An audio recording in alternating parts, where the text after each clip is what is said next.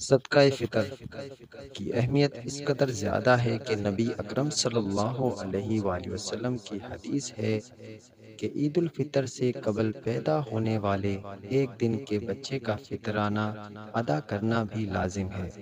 سیدنا ابن عباس رضی اللہ تعالیٰ عنہ فرماتے ہیں کہ رسول اکرم صلی اللہ علیہ وآلہ وسلم نے روزے دار کو لغو اور بےہودہ باتوں سے پاک کرنے اور مساکین کو کھلانے کے لیے صدقہ فطر مقرر فرمایا ہے۔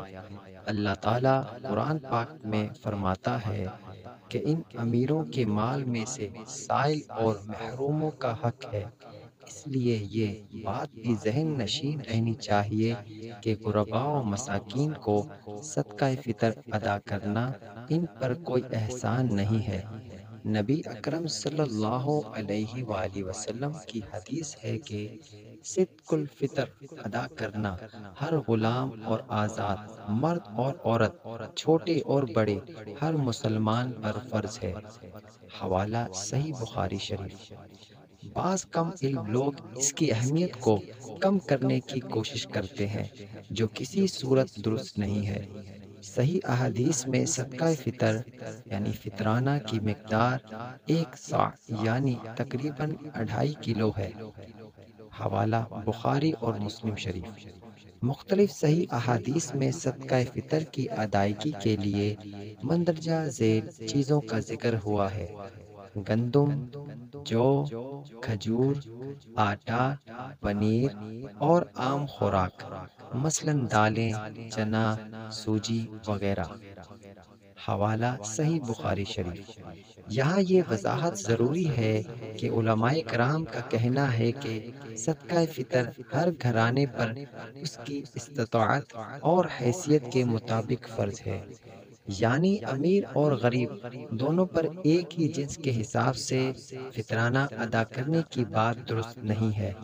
جن گھرانوں کے باورچی خانوں میں گندم کے ساتھ ساتھ چاول، پنیر، کھجور وغیرہ کثرت سے استعمال ہوتے ہیں، ان کو چاہیے کہ وہ 2.5 کلو گندم کے حساب سے فطرانہ دے کر ہی گزارا کرنے کی کوشش نہ کریں، بلکہ اپنی حیثیت کے مطابق جو چیزیں آپ کثرت سے استعمال کرتے ہیں وہ اعلیٰ اور قیمتی چیزیں بطور صدقہ فطر ادا کریں، مثلاً پنیر، کھجور وغیرہ، یا اس کی مالیت کے مطابق رقم ادا کریں تاکہ غریبوں کو بھی مہنگی اور اچھی اشیاء کھانے کو مل سکے۔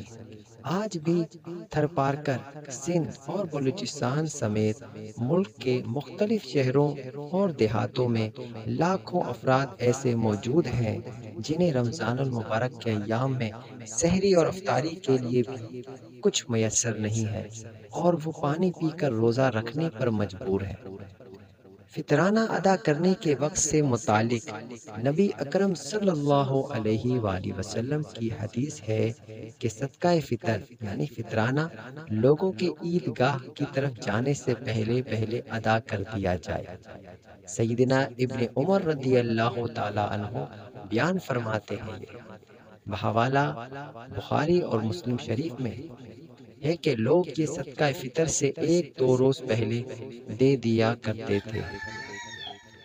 صدقہ فطر کا ابتدائی وقت عید سے چند روز پہلے اور آخری وقت عید کی نماز سے پہلے ہے۔ حوالہ موطا امام مالک۔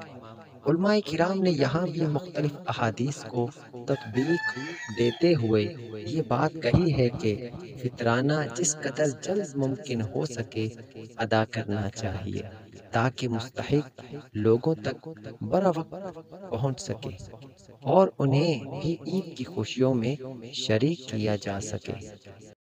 اگر ابھی تک آپ نے چینل کو سبسکرائب نہیں کیا تو جلدی سے سبسکرائب کریں اور ویڈیو کو ثواب کی نیت سے دوسروں کو بھی شیئر کریں۔